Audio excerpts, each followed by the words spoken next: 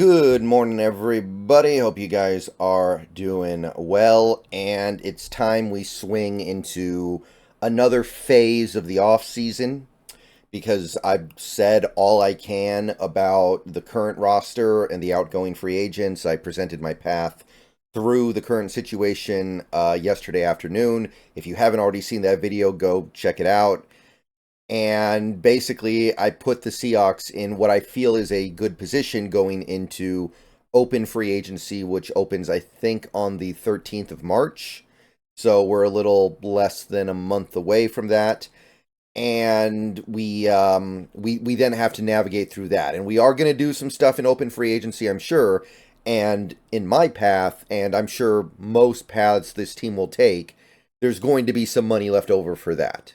Um, we do kind of want to get to tomorrow before we say anything too committing, because tomorrow is the deadline for some of these players, because quite a few of them actually have parts of their contract that become fully guaranteed if they're still on the roster tomorrow.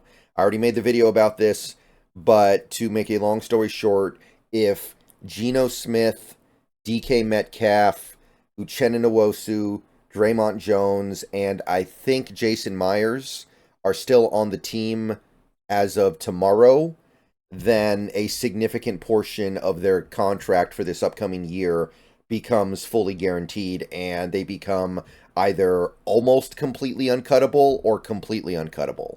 So after tomorrow, if some or all of those guys are still on the team, we're going to have a much better idea of what the team is going to look like and also what kind of money we're going to have to work with. And at this point, honestly, I'd be very surprised if something happened. Like, why would you wait until the buzzer?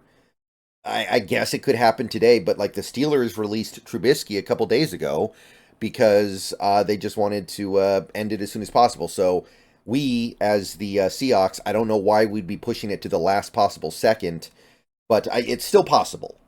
So we're going to get through today. We're going to see what the team does, if anything. They might just decide to stand pat, which is kind of what I expect at this point. But assuming they do, we're going to have most of the roster in place, and we're going to have, as of the end of my path through the current roster, about $35 million. $35 million in cap space is what I was able to land on after all the moving around. So let's take a look. So the first thing we need to consider is the draft pool, because we kind of already know how much that's going to cost. You can actually go to Spotrac, and they have estimated cap hits for all of our picks. And you can see that the projected draft pool for the cap is going to be about $9.3 million. Now, I think we are very likely to trade down from the first to try to pick up a second, but we might have to throw in one of our late round picks to make that trade happen. It depends. So I do expect us to try to trade down to acquire an extra pick in that second round range, which means we're going to be spending a little bit more than this. The cost of the first round pick goes down, but we add the second round pick in theory, or whatever it is we're actually able to get. I'll probably make another video about that in the near future. But I would estimate the cap considerations for the rookies to be about 11 million. I'm going to go to like 10 million for the picks themselves, and then I'll put aside another million for UDFA considerations. There'll probably be one, maybe two UDFAs to make the roster. So you factor everything in, I'm going to say $11 million. So that gets you down to about 24 million. And then you need a few million for your practice squad and a few million for injury protection in the season. So that takes you down, let's say, another 6 million. Could be like 8, but let's call it 6. Now you're down to 18 million. So that basically ate up half of it. But you still have quite a bit left over for you to hit open free agency with.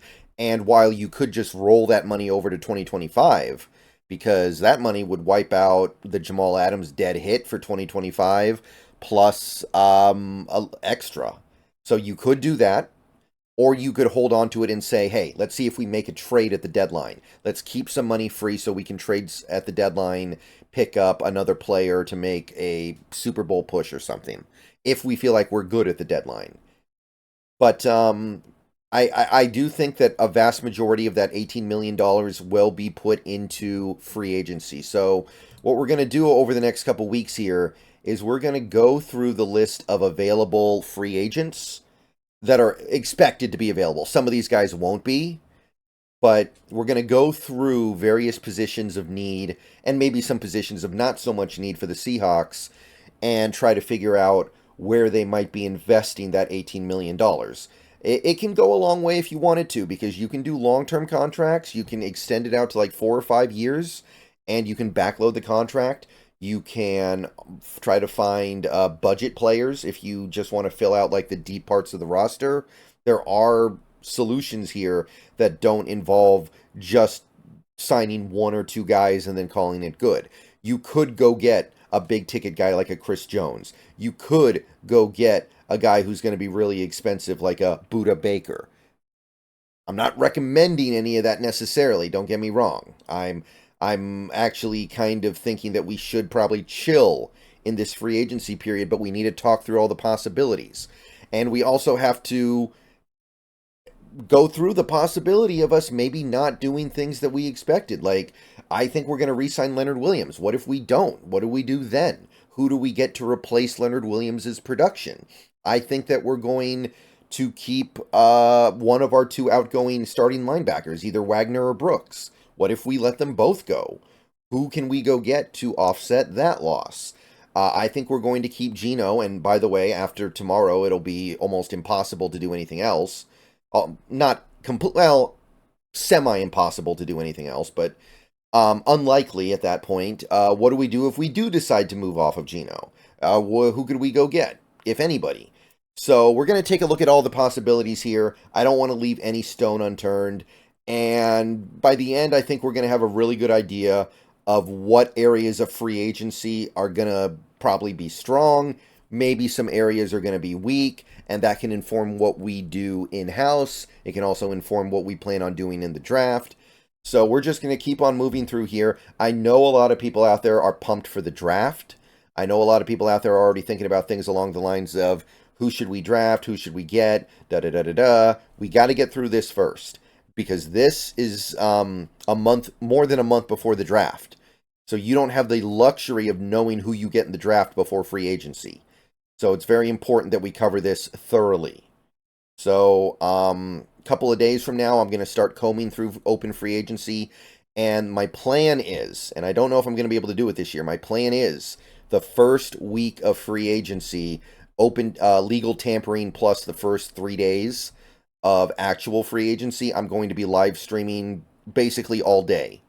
I'm going to turn on the live stream early in the morning and going to stream until basically dinner time, seeing what happens across the NFL, seeing if the Seahawks do anything, and tracking all the moves as they get made, cutting videos out of the stream as moves are made. And yeah, we'll see if the team does anything overly interesting, overly compelling. This might be a year where we don't, because we're recovering from some of our former bad contracts. We're taking on a lot of dead cap for guys like Adams and possibly Diggs and maybe 1 or 2 other guys as well. But I think there will be some moves to make. All right, so everybody buckle up for this. It's going to be a lot of fun. I am excited for this year's free agency, but we got to do our homework first. So get ready for a lot of primers to start screaming your way.